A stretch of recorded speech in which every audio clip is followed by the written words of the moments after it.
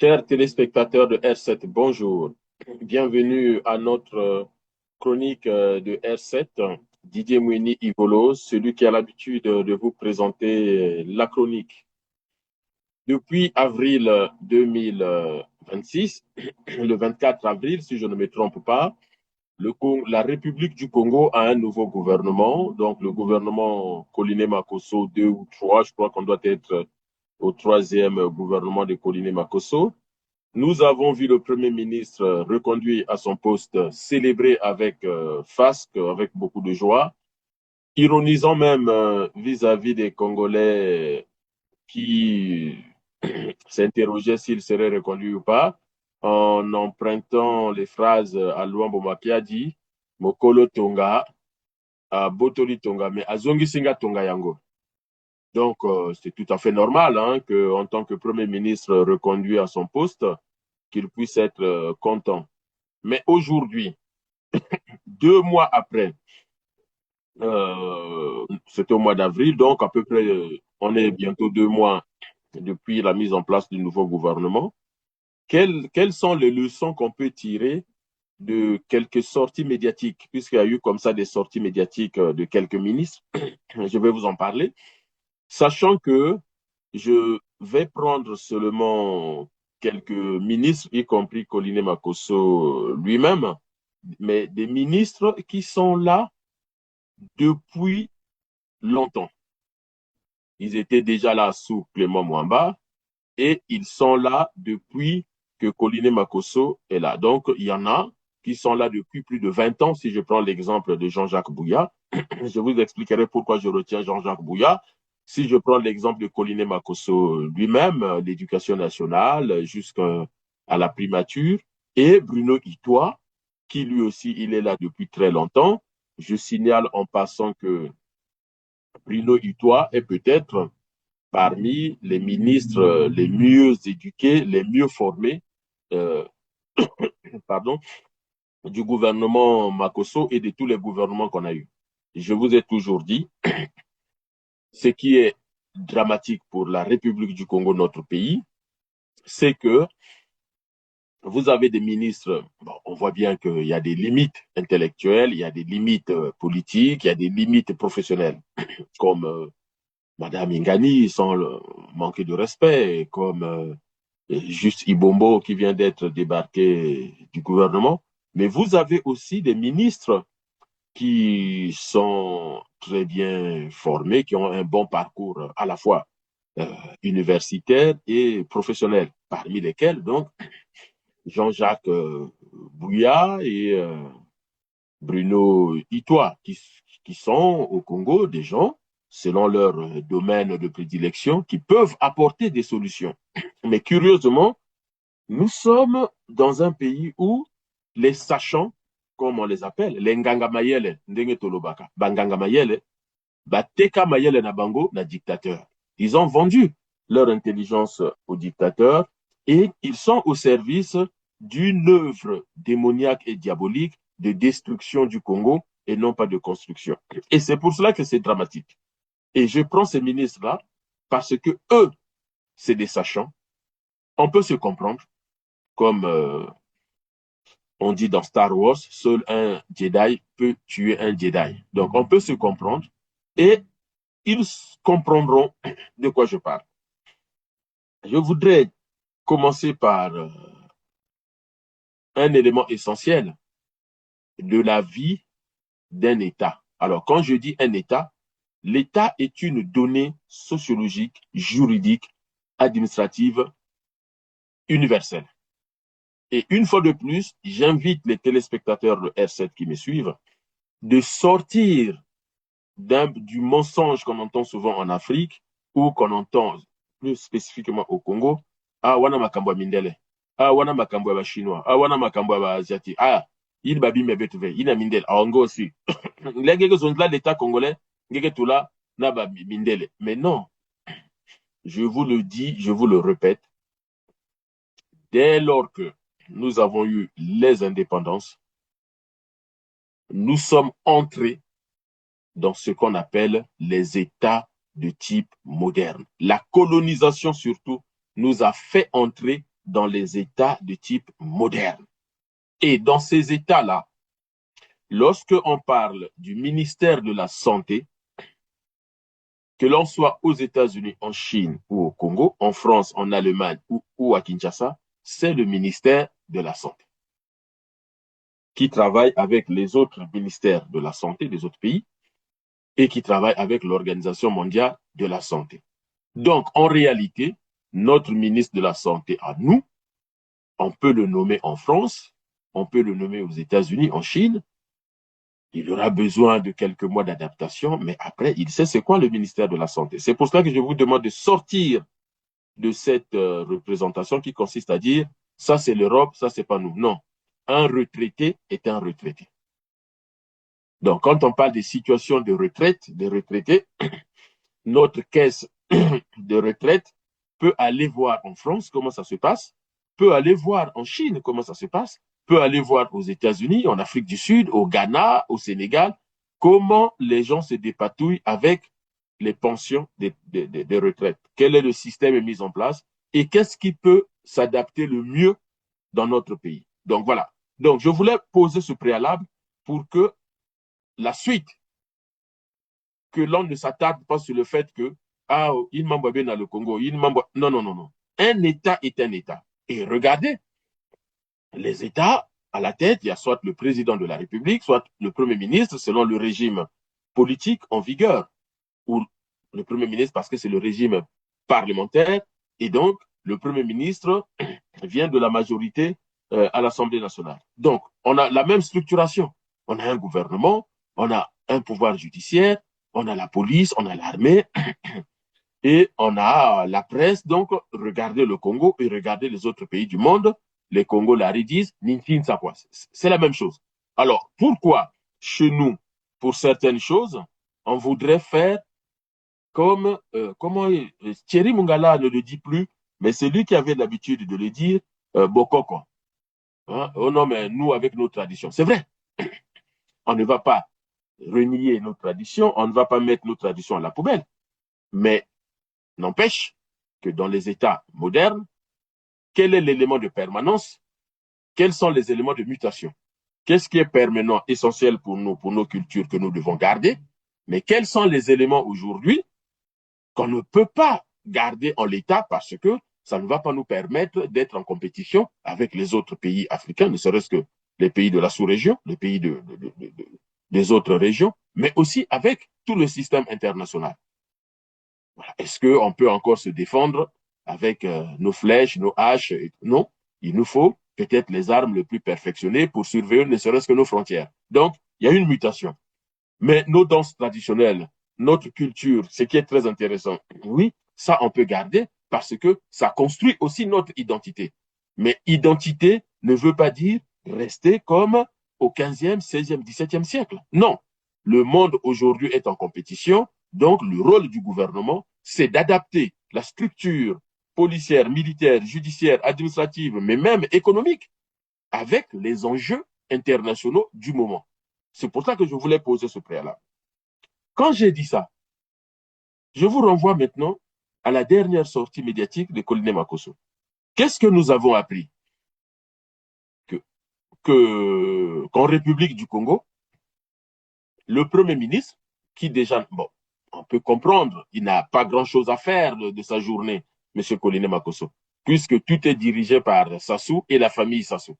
Donc, de temps en temps, il faut qu'on lui dise ce qu'il doit faire. Sinon, ce n'est pas un Premier ministre libre de ses mouvements qui prend les décisions en fonction de ce qu'il doit faire pour le pays. Donc, l'exemple, c'est cette inauguration ou cette visite, je ne sais pas comment il faut appeler ça, mais ça semble plutôt à une inauguration d'un supermarché Franprix. Alors, il faut séparer qu'il y ait un supermarché Franprix au Congo pour permettre aux Congolais de consommer, c'est une bonne chose. Qu'il y ait Franprix au Congo pour créer de l'emploi, c'est aussi une bonne chose. Qu'il y ait un Franprix au Congo pour redynamiser ou dynamiser notre économie, notre commerce, notre secteur agricole, élevage et pêche et autres, c'est aussi une bonne chose. Attention, le problème ici, ce n'est pas Franprix en soi. Le problème, c'est en dehors de ce que vous voyez en République du Congo. Quel est le pays où Franprix a été inauguré par le Premier ministre et 4 ministres du gouvernement? Je pose la question aux Congolais qui habitent au Congo, qui habitent en France, qui habitent en Europe, qui habitent en Asie. Prenez un supermarché comme Franprix et montrez-moi dans quel autre pays un Premier ministre avec 3-4 ministres, Premier ministre, vice-premier ministre, et j'ai pu identifier 2 autres ministres dans le groupe, peut-être qu'il y en a d'autres qui ne sont pas dans l'image qu'on voit, qui vont inaugurer un supermarché comme Franprix. Alors, il dit c'est des renommées internationales, peut-être, mais en France, les supermarchés des renommées, ce n'est pas Franprix. Franprix qui est une franchise de casino, si je ne me trompe pas. Franprix, ce n'est pas Carrefour en France. Franprix, ce n'est pas la chaîne des magasins Leclerc. Franprix, ce n'est pas Auchan. Dans la stratégie commerciale, en tout cas de ce qui est agroalimentaire principalement, la France, c'est surtout Carrefour, c'est Auchan, c'est Leclerc. Il y avait la chaîne Cora que Carrefour avait rachetée. Et d'ailleurs, lorsque les commerces du Canada ont voulu racheter Carrefour, c'est carrément le ministère de l'économie qui a posé son veto. Je me souviens à l'époque, le ministre de l'économie avait dit ce ne sont pas aux Canadiens de décider qu'est-ce que les Français vont manger dans leur assiette. Bruno Le Maire, c'est lui qui avait réagi vivement et qui s'était opposé à ce que une chaîne canadienne puisse racheter Carrefour. Donc, première anomalie de notre pays et de notre gouvernement, c'est de voir que le Premier ministre, c'est lui qui va inaugurer cette chaîne, qui passe sa journée dans ce supermarché et qui fait croire aux Congolais que à partir de ce supermarché, on peut régler les problèmes des agriculteurs congolais.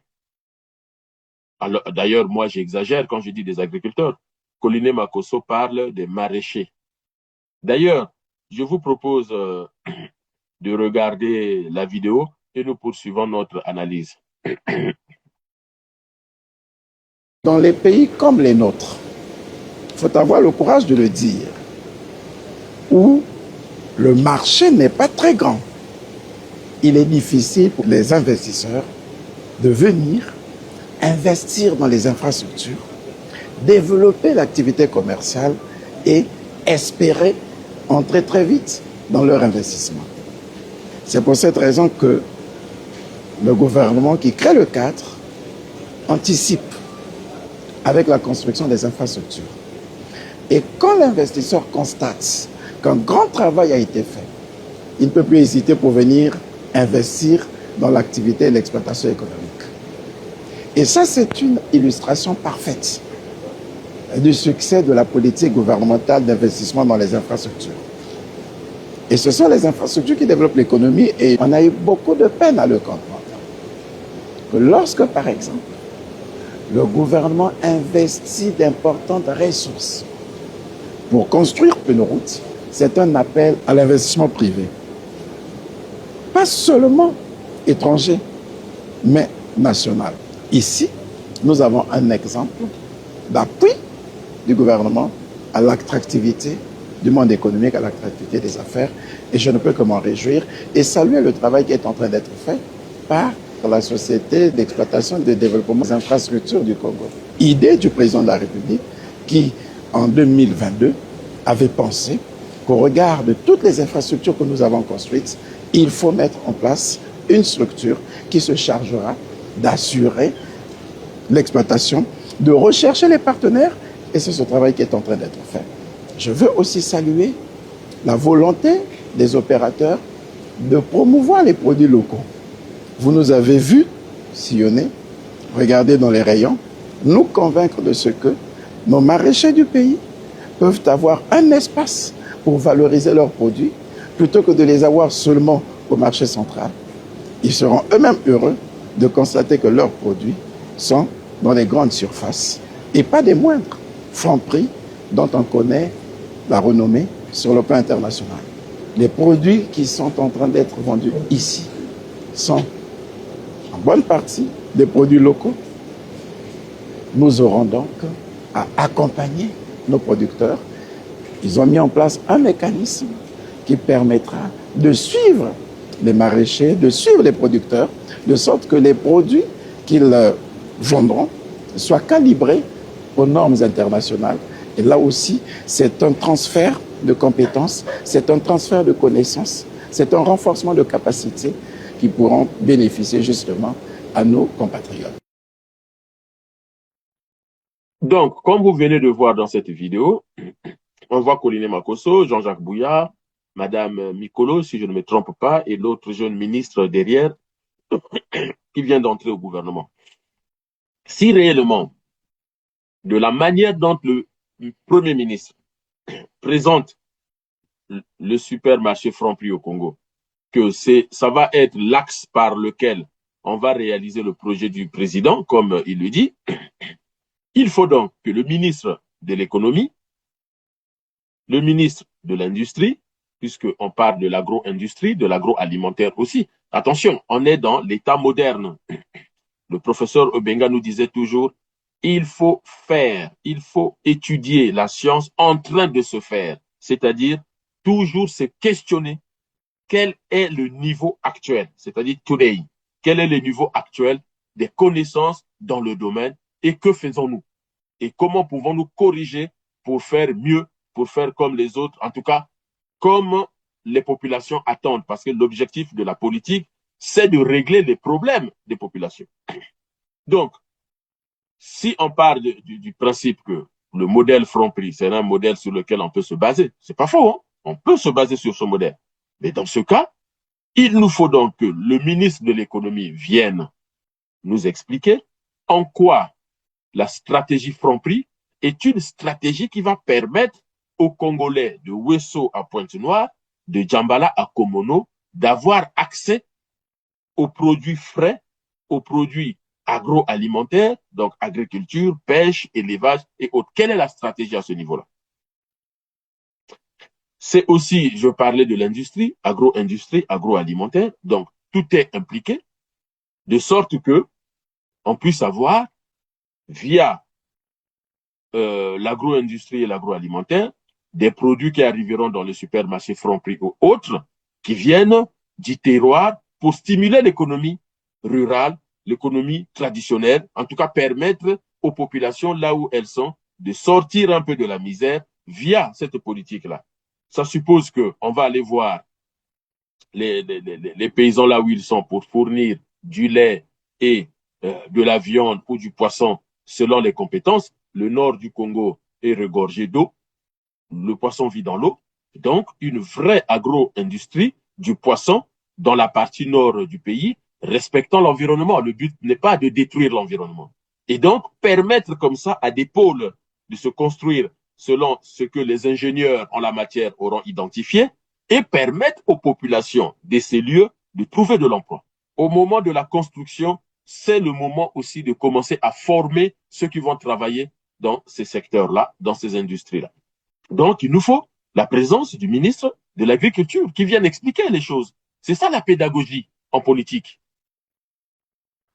Il nous faut donc le ministre du Travail qui vient condenser tout ça en disant, mais vous savez, quand on va prendre tout ce qui va relever de la logistique, parce que tout ce business, ça va nécessiter un effort logistique très, très, très considérable, avec, par exemple, toute la partie nord, des ports, dans, dans tous les secteurs, pour que les produits soient écoulés plutôt par voie fluviale que par route, c'est pas toujours évident, ou encore par train, ce qui est encore moins évident. Pour vous qui habitez la France, attention, ce que nous ignorons, peut-être pas nous ignorons, puisque je vous en parle, mais beaucoup de gens ne le savent pas, la Marne, la Seine, le Rhône, tous ces cours d'eau, en fait, allez voir, la nuit, c'est beaucoup, beaucoup utilisé dans le transport fluvial des marchandises. Paris, par exemple, est plus ravitaillé par la Seine. Et donc, la nuit, vous avez beaucoup de bateaux qui arrivent pour déposer de la marchandise qu'on va livrer dans les supermarchés, dans les commerces, dans les hôtels, partout, dans les restaurants. Et donc, on peut ravitailler Brazzaville par voie fluviale, depuis le nord, et en faire redescendre. Et puis par voie ferroviaire en provenance du sud du Congo. Donc, même le ministre du Transport, il est impliqué. Ce travail est un travail, on appelle ça communément un travail interministériel. C'est-à-dire que tous les ministères se retrouvent en réunion de cabinet euh, auprès du Premier ministre et travaillent à ce dossier. Et on présente les choses, non pas comme je suis en train de le faire, mais beaucoup mieux comme ce que je dis, mais en mieux, beaucoup mieux. Beaucoup mieux, pourquoi? Mais parce qu'ils ont les dossiers.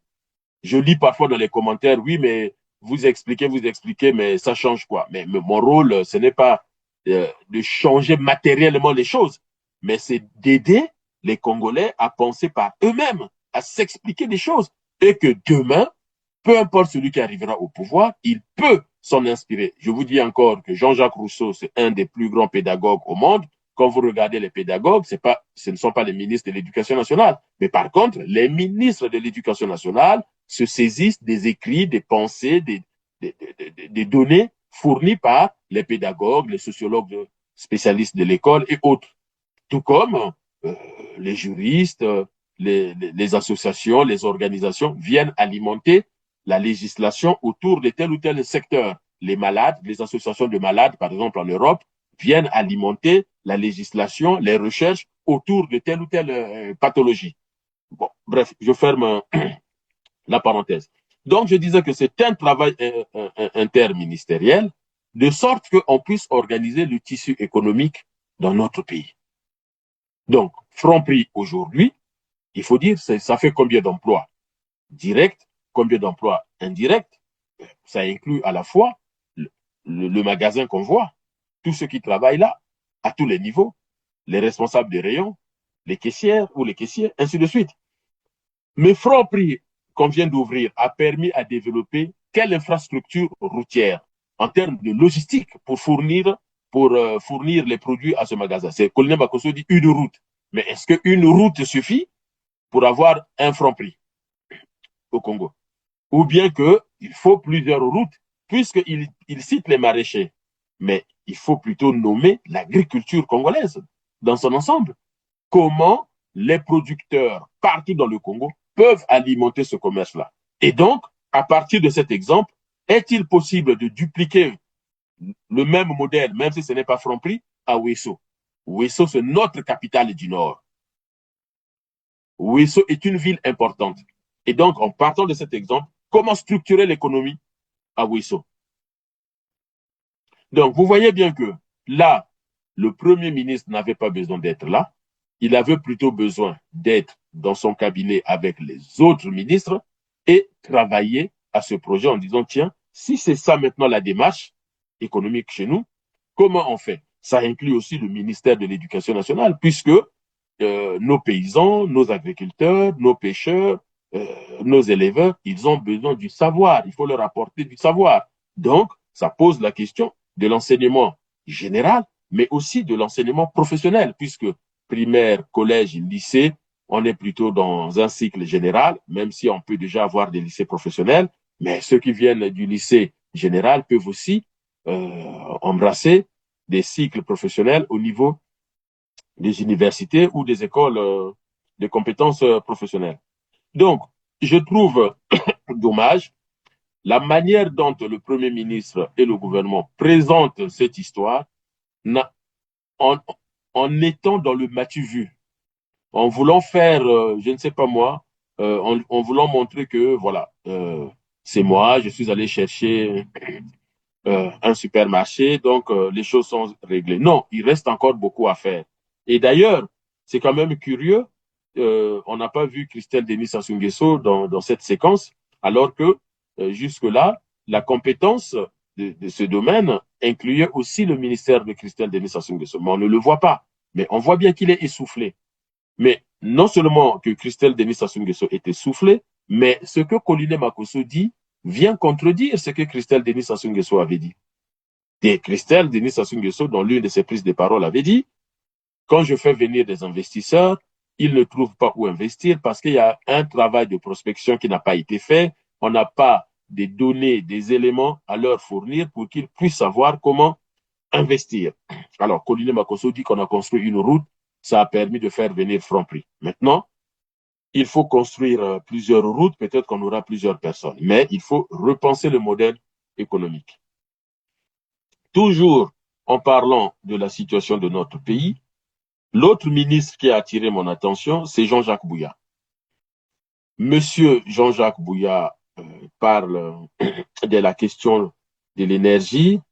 Il affirme que aujourd'hui, on a besoin, en tout cas sans électricité, il n'y a pas de développement, mais merci à lui de le rappeler, mais ça, pardon, on le savait déjà, on ne l'apprend pas de lui.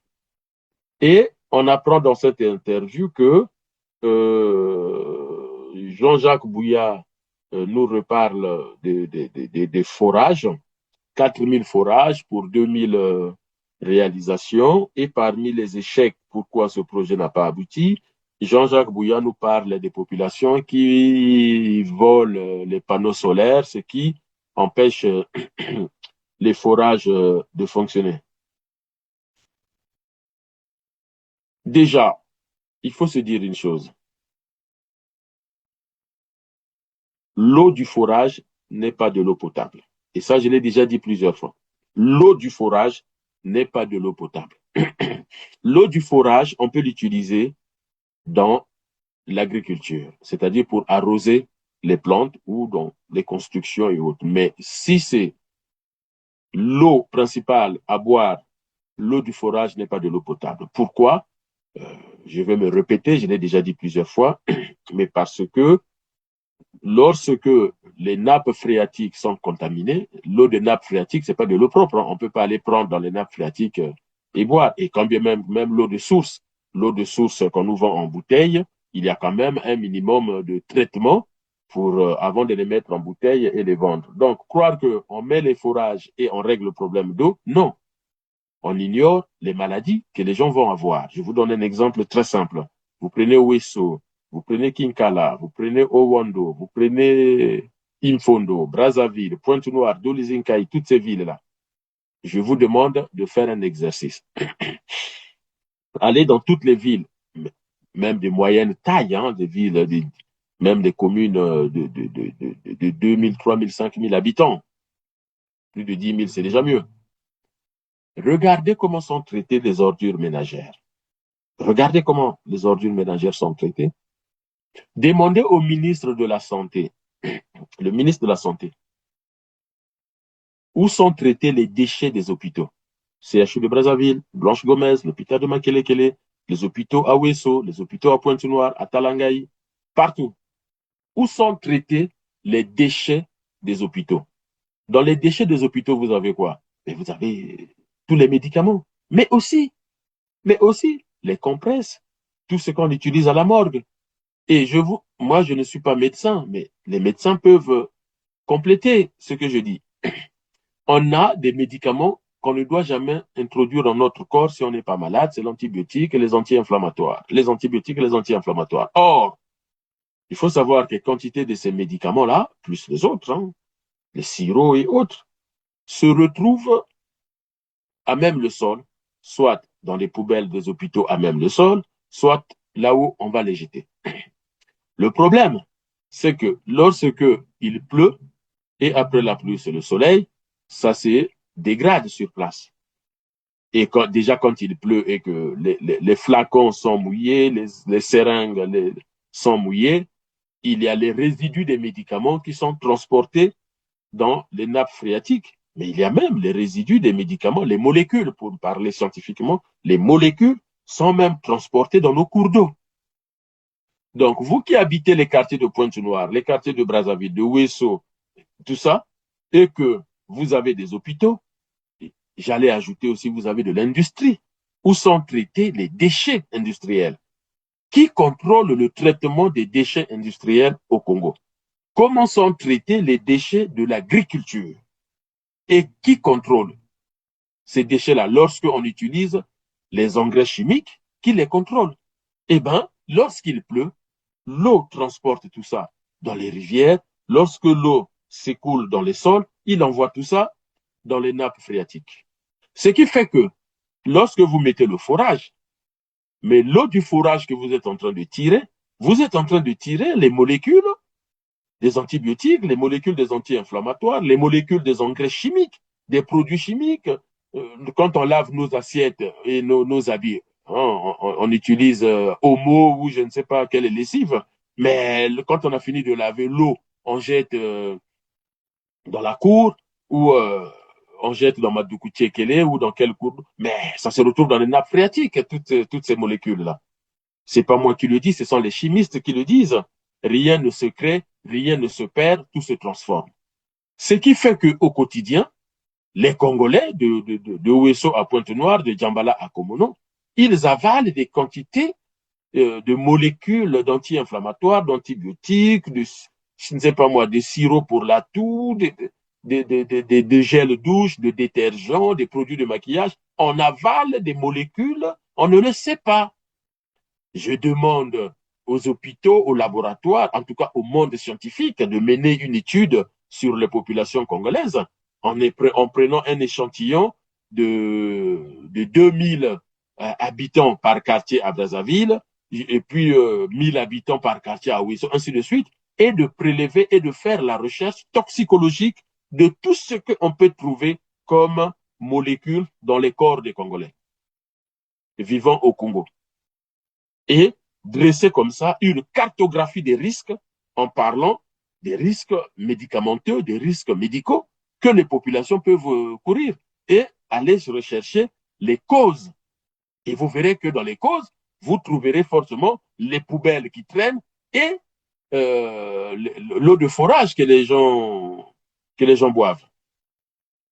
Donc, vous voyez bien que un gouvernement qui fonde sa politique d'eau potable sur des forages est un gouvernement dangereux, est un gouvernement irresponsable.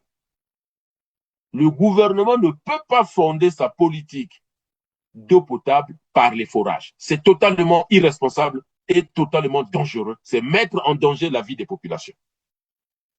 Oui, on doit forer pour donner de l'eau potable aux populations, mais il faut que ça passe par des opérations que les ingénieurs connaissent.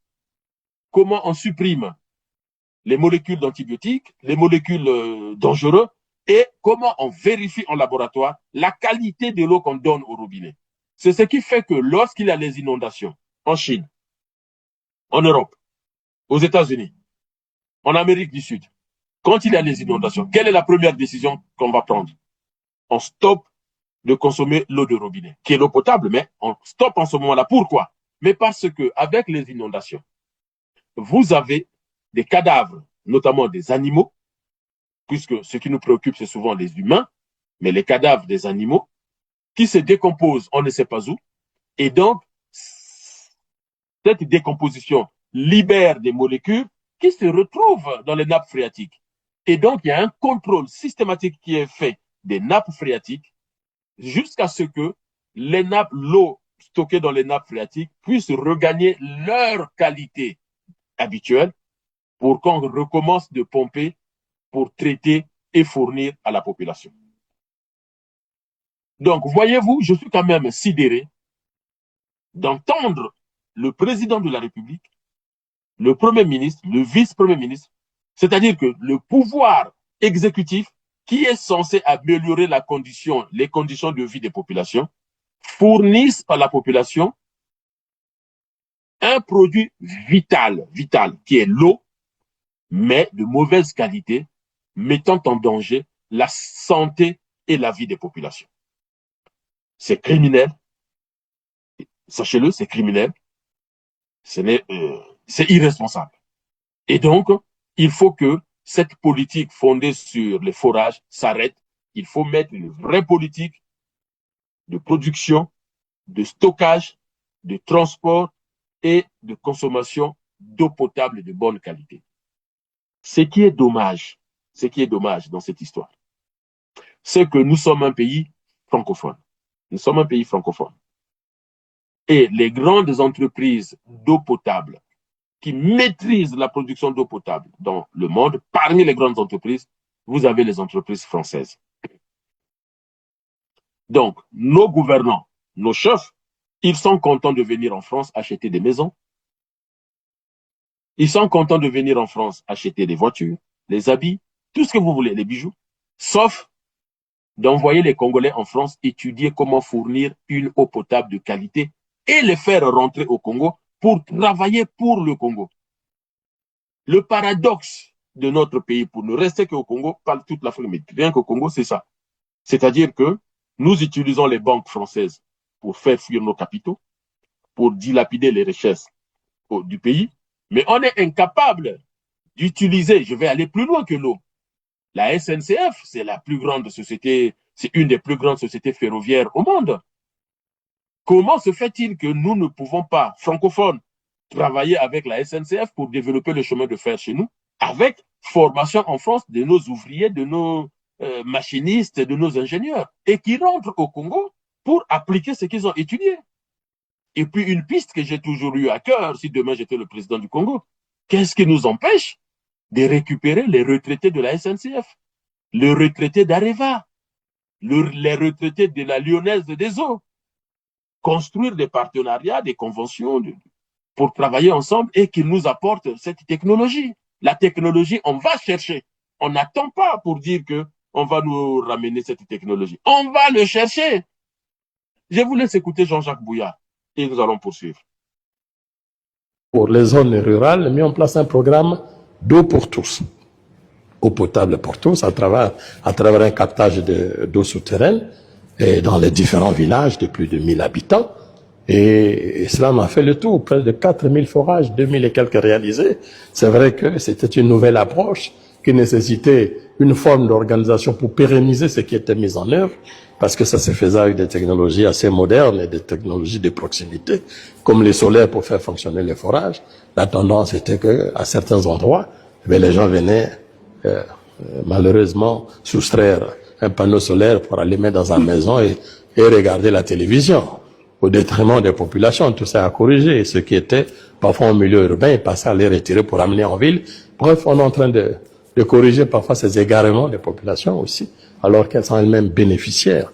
Donc il y a beaucoup d'approches de proximité. Mais nous savons que le vrai débat pour réduire les inégalités, aujourd'hui, c'est l'accès à l'électricité.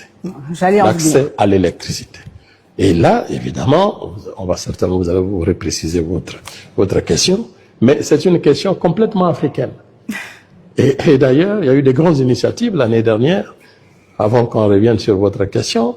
L'année dernière, il y a eu une grande initiative internationale avec la Banque mondiale et la Banque africaine de développement, ce que nous appelons Mission 300, puisque le constat qui avait été fait, 600 millions d'Africains n'ont pas accès à l'électricité. 600 millions. Que faut-il faire? Un objectif clair, très volontariste, pour dire, à l'horizon 2030, il faut qu'il y ait 300 millions, au moins 300 millions d'Africains doivent avoir accès à l'électricité. Et à ce moment-là, à l'intérieur, le Congo doit prendre sa part, aussi avec les mêmes ratios au minimum. Et nous travaillons à cela avec l'accompagnement de la Banque africaine de développement et de la Banque mondiale pour arriver à atteindre ces objectifs. Et quand on aura créé ces conditions de l'électricité, que ce soit dans les grandes villes, stabiliser, faire en sorte que ça ne soit plus une denrée rare ou difficile ou chère ou à la limite de mauvaise qualité, nous aurons finalement atteint ces objectifs et le gouvernement effectivement s'est fait. Et d'ailleurs le président de la République le précise à tout moment et vérifie et on a mis en place les indicateurs pour être sûr des progrès qui doivent être établis à ce niveau. C'est un grand défi. C'est un très grand défi. Hein. Je vous le disais en début d'entretien que la Maison de l'Image était vraiment auprès des populations. On est vraiment allé vulgariser tout ce qui se passait au niveau de Kintélé, au niveau de ces assemblées annuelles. Vous parliez justement de l'électricité. Beaucoup nous ont dit, allez leur dire qu'il y a trop de délestage, il y a trop de coupures de courant, des fournées pendant 4 jours sans courant, sans eau. Allez le leur dire. Ah ben, effectivement, à la limite, il y a quelque chose d'exceptionnel dans cette ville de Brazzaville, sinon au Congo, et c'est que que ce soit les dirigeants, que ce soit les populations elles-mêmes, nous habitons les mêmes quartiers. Oui. Il n'y a pas un quartier spécifique réservé aux dirigeants et un autre réservé à d'autres. Non, non, non. Et donc, nous vivons les mêmes problèmes, nous les apprécions. Évidemment, on les apprécie différemment, c'est sûr que... Ah, il y en a qui ont des groupes électrogènes. Voilà, exactement, il peut y avoir. Mais l'objectif aujourd'hui, c'est de régler cette question. Comment elle doit être réglée? Premièrement, il faut améliorer les réseaux existants, qui est assez vétuste. Donc, il faut le moderniser complètement.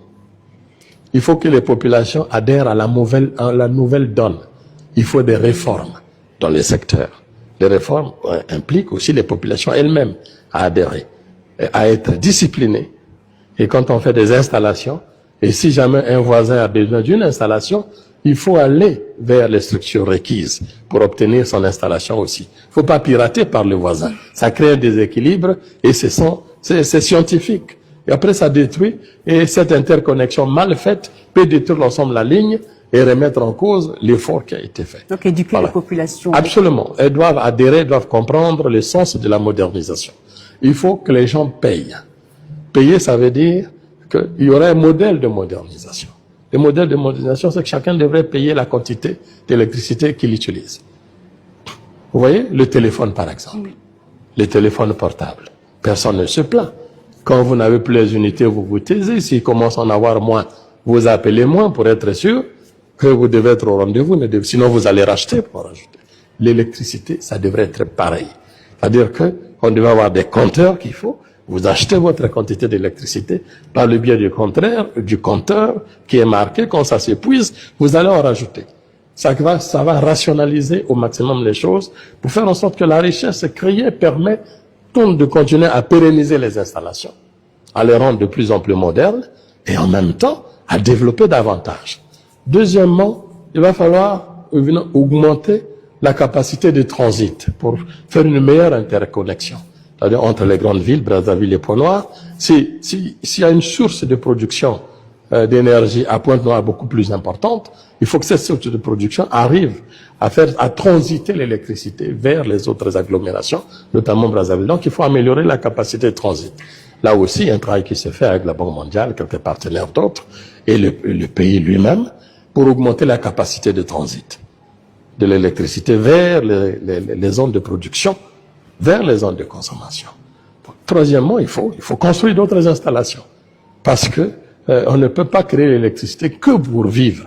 Il faut créer l'électricité et développer davantage des sources de production pour produire l'industrie, pour industrialiser le pays et créer la richesse.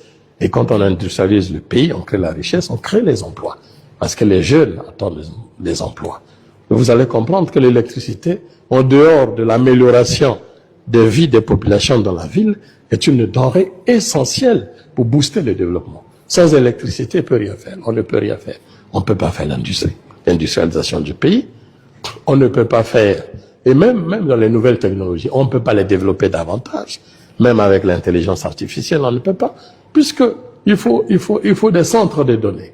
Il faut des data centers. C'est des consommateurs d'énergie et de l'énergie pérenne, énergie continue, énergie sans rupture.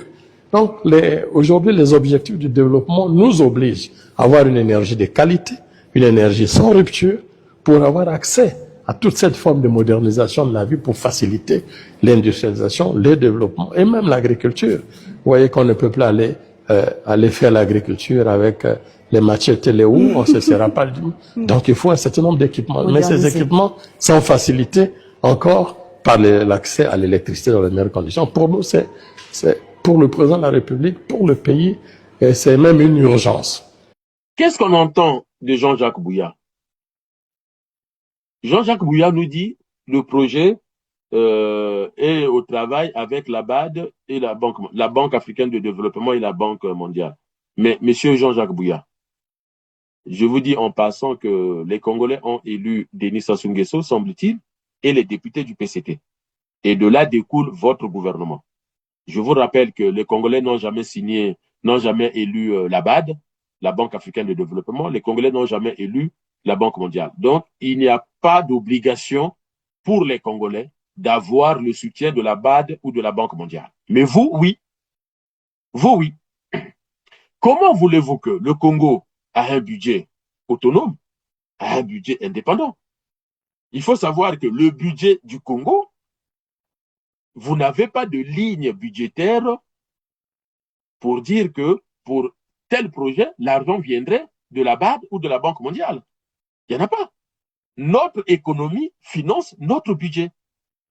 Nos ressources financent notre budget.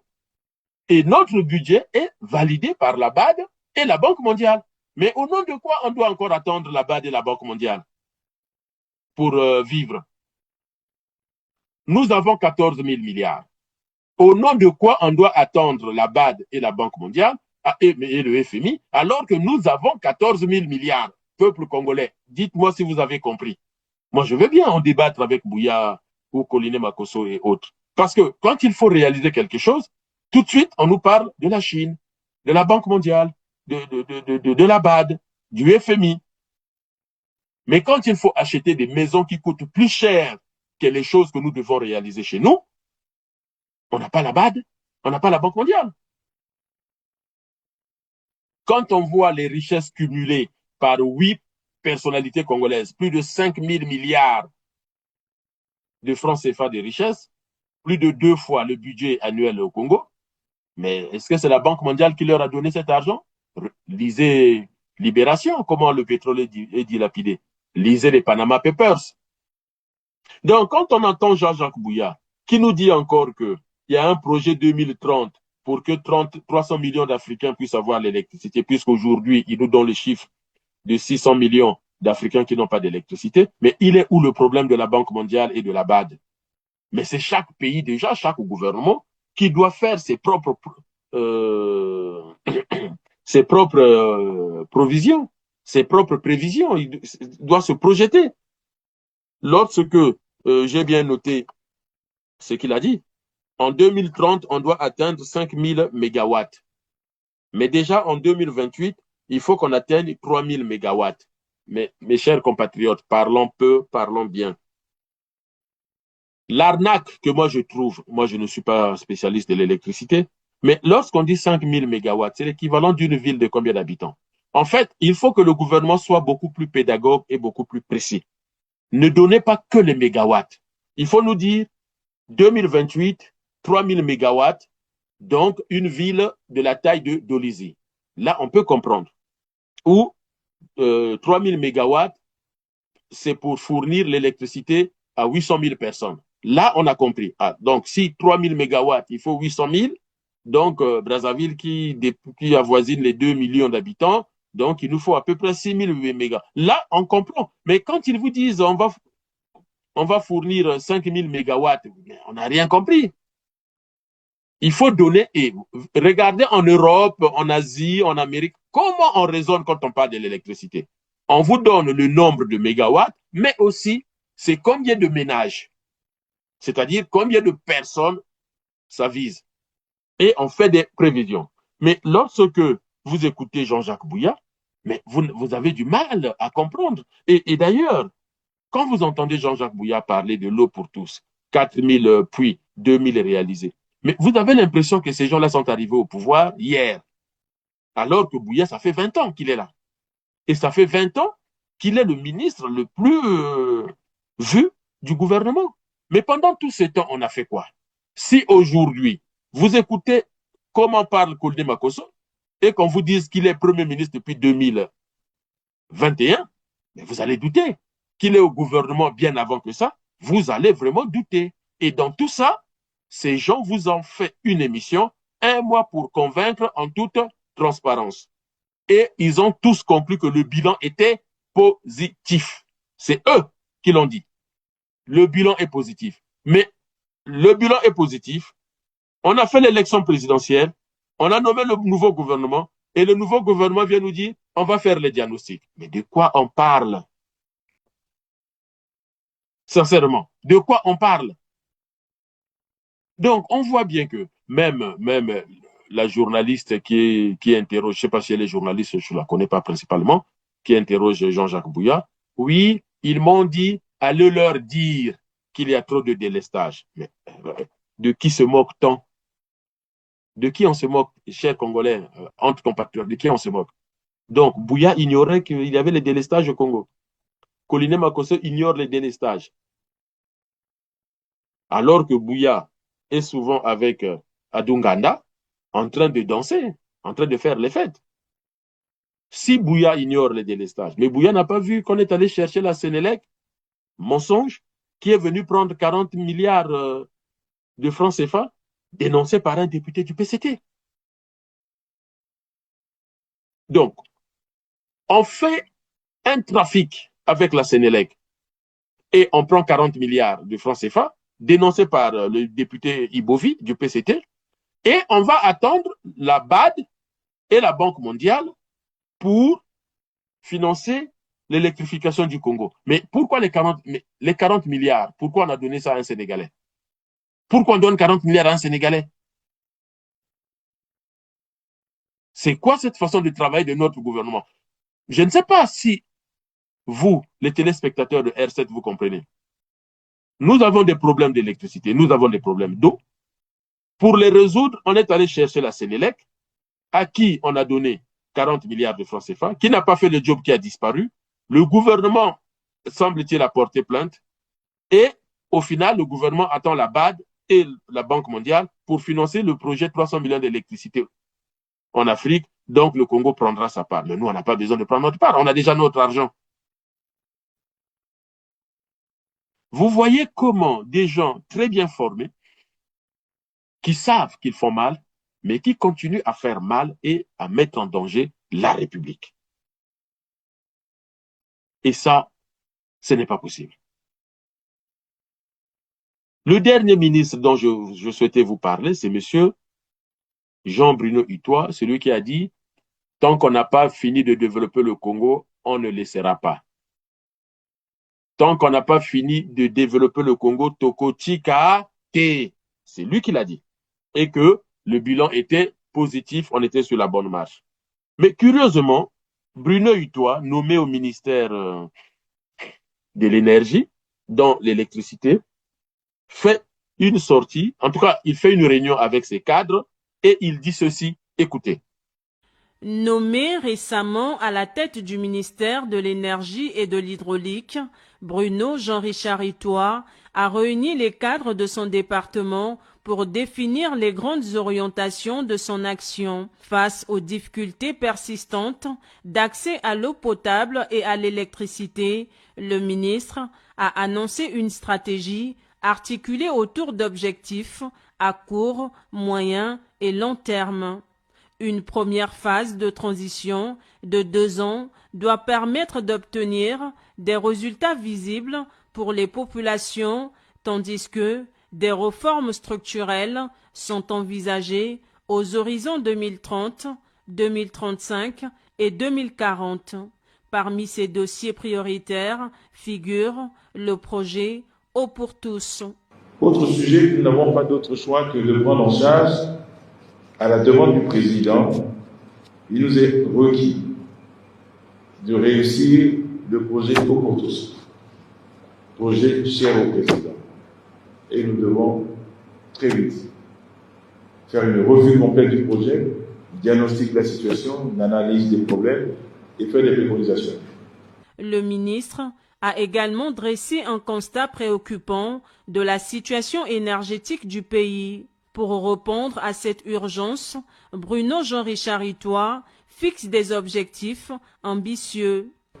Personnellement, je considère qu'on doit se fixer comme objectif pour 2030 5 000 MW. Pour les 2 ans à venir, 2028, 3 000 MW.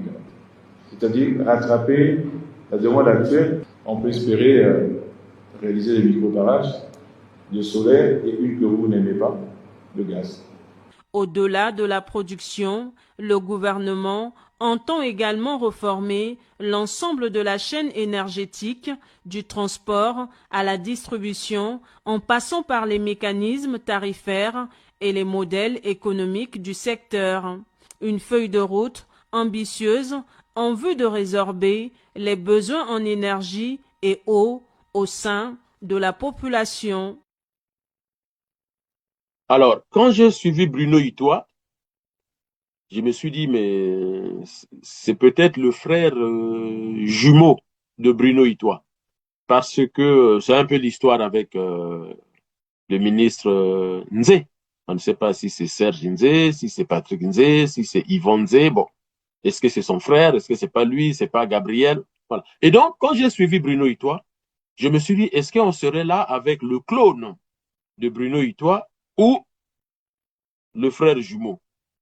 Parce que si c'est le même Bruno Itoie qui a géré notre pétrole, c'est pas possible. Il ne peut pas dire ça aujourd'hui. Bruno Itoie dit, vous venez de l'écouter, en tout cas vous venez de suivre la bande, il a dressé un bilan catastrophique. Je ne comprends pas. Comment ça, un bilan catastrophique? Mais quand on nous a présenté 30 jours pour convaincre en toute franchise, en toute liberté, en toute je sais pas quoi, ben on nous a dit que c'était bon, c'était positif. Tout. Et là, regardez presque tous les ministres qui ont bougé de ministère. Ils dressent un bilan catastrophique de leur ministère. Alors, en réalité, on se moque des Congolais ou on se moque de son collègue qui a géré ce ministère-là pendant longtemps? Parce que pour moi, il y a quelque chose qui ne va pas dans ce gouvernement. Et Bruno Itoie nous dit quoi? Il faut faire une revue complète du projet, d'accord? Faire le diagnostic de la situation, ok? Analyser les problèmes, d'accord? Et faire des préconisations.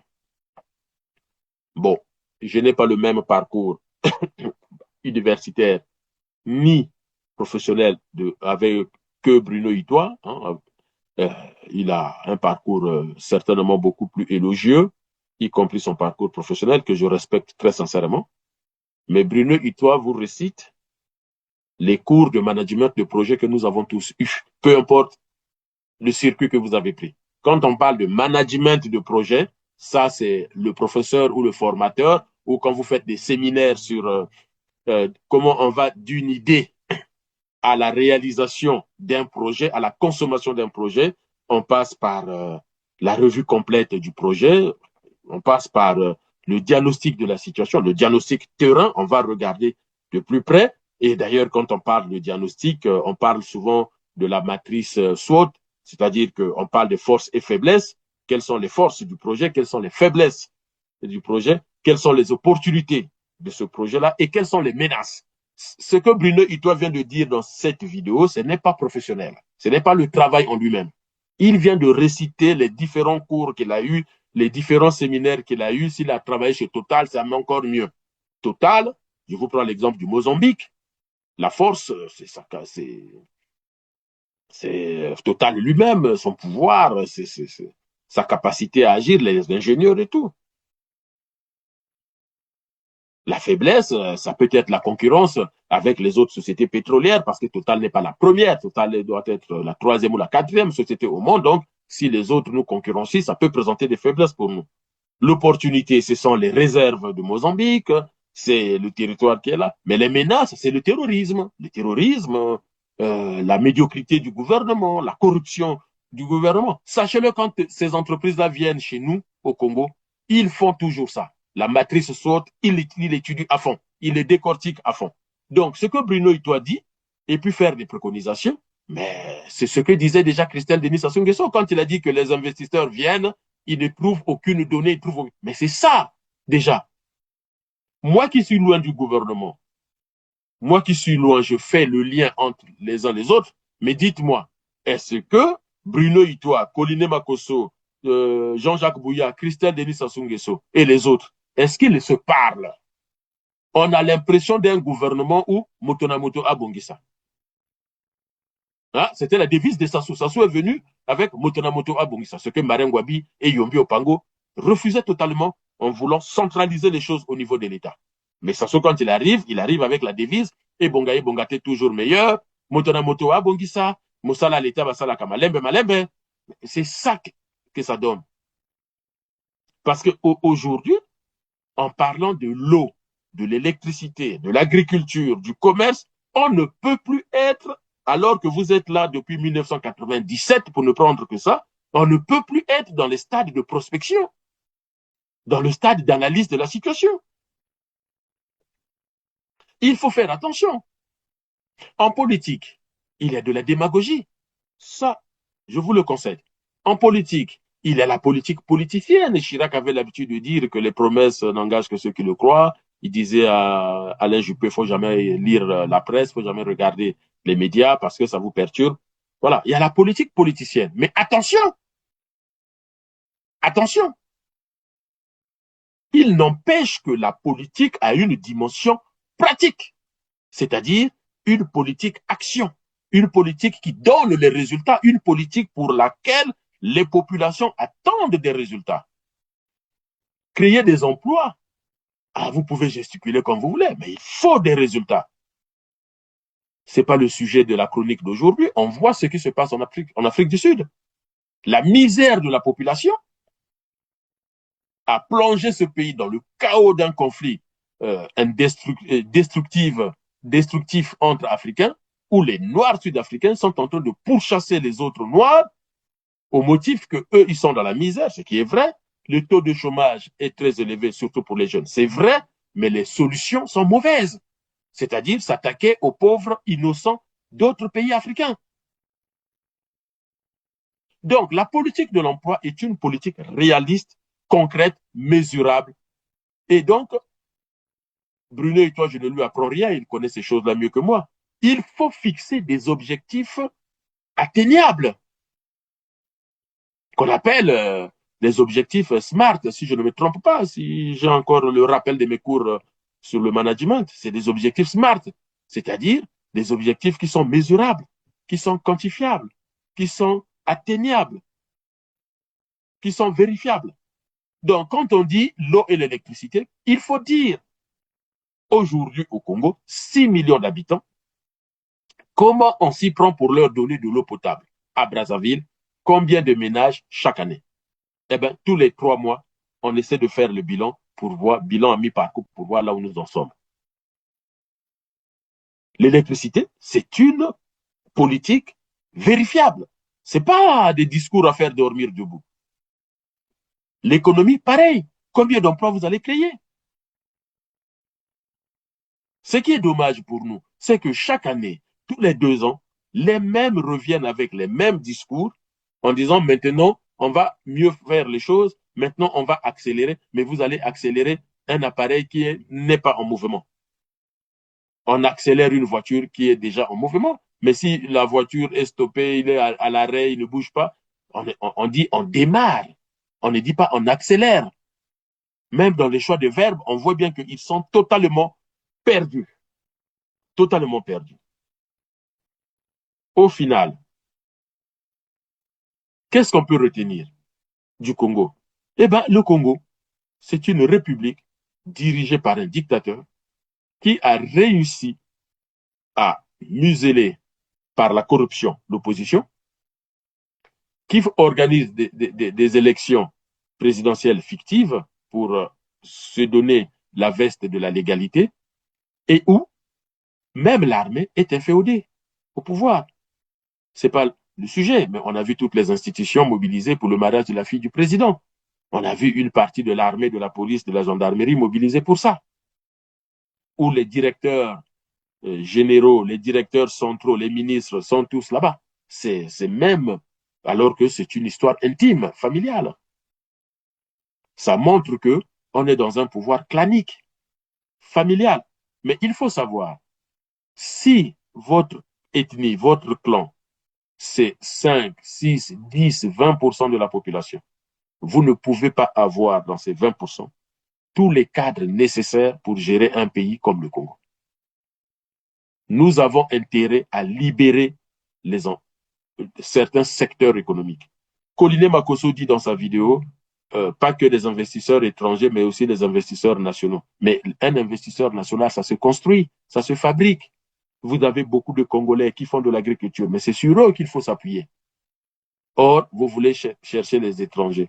Le supermarché qui est là, mais on peut le donner, Franprix peut être là, mais il faut stimuler le capital congolais, c'est-à-dire donner aux Congolais les moyens.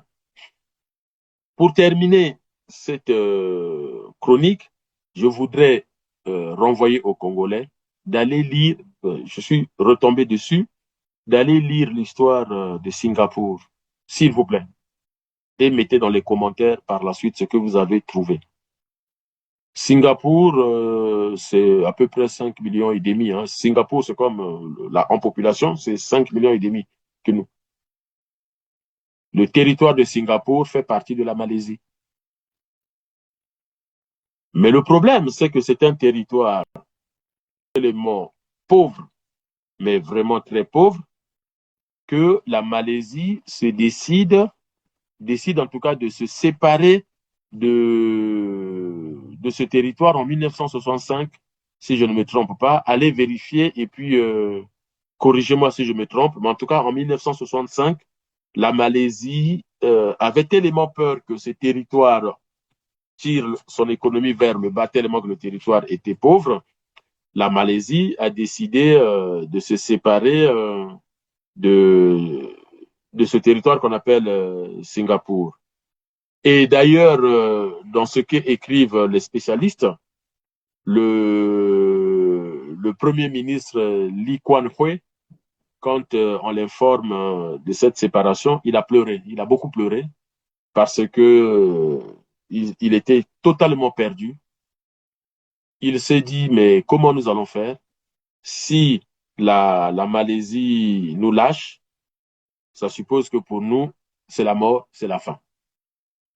Mais au final, de 1965 à aujourd'hui, c'est nous qui allons prendre les conseils à Singapour. C'est nous qui allons chercher les modèles économiques, des zones économiques spéciales, ainsi de suite. Mais je demande aux Congolais de lire l'histoire de Singapour depuis 1966 à nos jours, comment le miracle est arrivé. Ce n'est pas par les discours, ce n'est pas par la brutalité sur les jeunes, ce n'est pas par la corruption et l'évasion fiscale. C'est par Mayele, Mayela Mantou, comme disent les Congolais. C'est par la tête.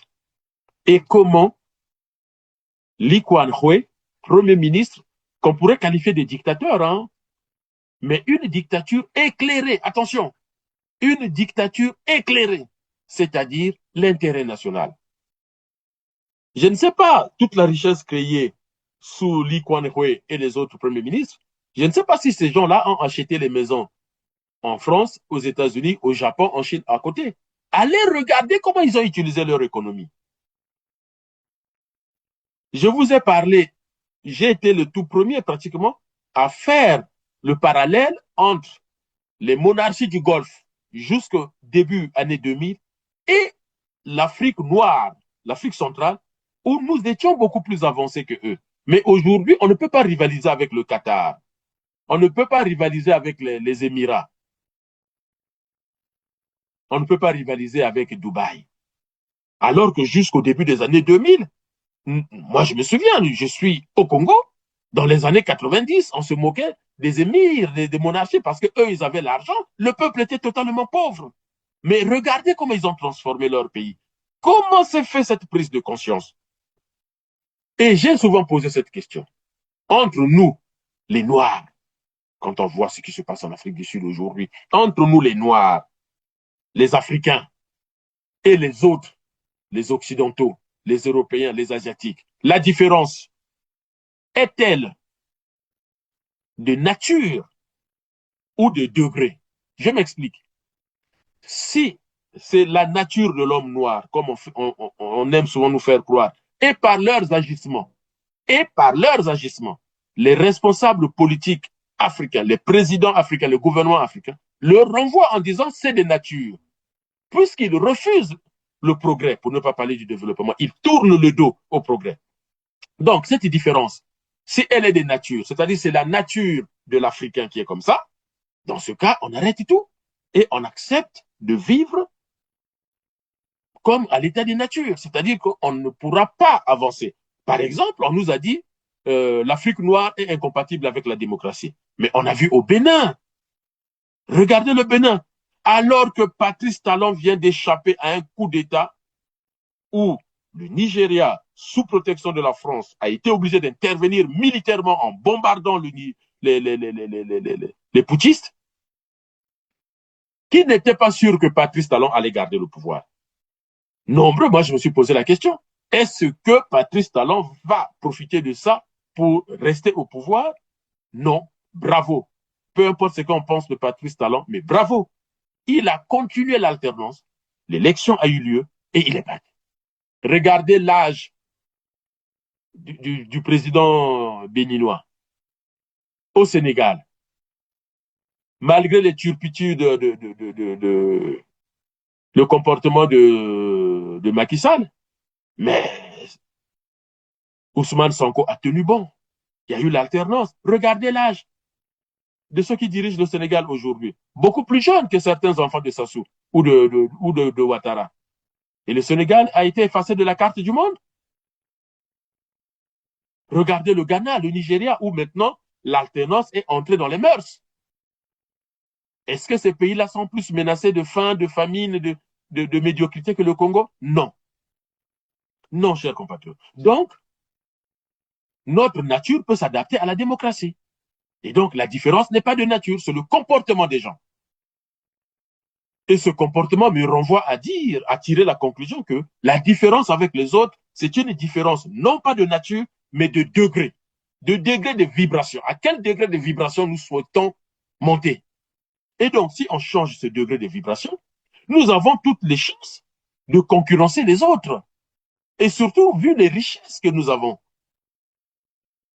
Mais notre drame, c'est quoi? C'est de continuer à croire que Sassou est la solution. Non! L'État congolais, c'est la solution. C'est l'État. Ce sont les institutions qui protègent les populations et qui protègent les richesses. Et pour que cette protection soit effective, absolue, il faut donc de l'alternance au pouvoir. Parce qu'aujourd'hui, ce n'est pas seulement Sassou qui est responsable, mais aussi tous ceux qui sont autour de lui, comme les Ngatse, comme les Jean-Jacques Bouya ou les Bruno Utoa, qui sont très bien formés, qui savent que ce qui se passe là, c'est mauvais, c'est mal, mais qui continuent. Aujourd'hui, Bruno Utoa, alors il a passé 15 ans, je crois, chez Total, est incapable d'apporter son savoir pour sécuriser notre pétrole. Mais si Bruno Utoa est PDG de Total, vous croyez que en France, on va le laisser faire ce qu'il est en train de faire au Congo? Et pourquoi il le fait au Congo? C'est ça qui ne marche pas. Pourquoi ils racontent des mensonges contraires à ce qu'ils ont étudié et à ce qu'ils ont appliqué lorsqu'ils travaillaient dans des entreprises entre griffes des Blancs, pour dire ça comme ça. Et quand ils arrivent maintenant dans nos propres entreprises, ils font n'importe quoi. Mais allez voir ce que Singapour a fait. Allez voir ce que la Chine a fait. Allez voir ce que la Corée du Sud a fait. Ou encore la Malaisie, le Vietnam. On parle du miracle asiatique. Mais ce n'est pas un miracle. C'est l'application stricto sensu de ce qu'ils ont étudié. Vous avez étudié finance internationale, oui. Mettez-nous en place les logiciels, les outils pour qu'on puisse sécuriser nos finances et être en compétition avec les autres qui vont nous attaquer. Vous maîtrisez l'agriculture, oui, allez. Pondez-nous une politique agricole pour que nous puissions être en capacité de nourrir 6 millions de personnes. Mais nous, on est dans le maillotot, dans les bricolages, dans des choses, on ne sait pas d'où ça vient. On ne sait pas d'où ça vient. Et on continue, et encore, avec des pouvoirs, avec des ministres qui viennent vous dire exactement le contraire de ce qu'il faut faire et ils sont contents alors qu'ils savent qu'ils sont en train de mentir. Peuple congolais, que voulez-vous? Les exemples sont là, tout est sur la table. La solution ne viendra ni d'un coup d'État, ni d'une élection truquée ou comment. La solution viendra certainement d'une négociation entre le peuple congolais et Denis Sassou Nguesso pour qu'il quitte le pouvoir, parce qu'il n'a rien à faire là. On voit bien qu'il ne peut pas diriger ce pays, où la révolution viendra de ce que le CRC vous dit, la révolution du fleuve, c'est-à-dire le soulèvement populaire. C'est un droit. Quand le pouvoir se comporte comme ça se passe au Congo-Brazzaville, le peuple a le droit de se soulever pour remettre les institutions en ordre. Et se soulever contre le pouvoir, c'est légitime, c'est salutaire, et c'est par là que nous devons passer. Je pense que j'ai été assez clair dans l'exposé que je viens de vous faire dans cette chronique. J'espère que vous avez été nombreux à me suivre. à m'écouter. Ce que je vous recommande, c'est toujours d'aller vérifier.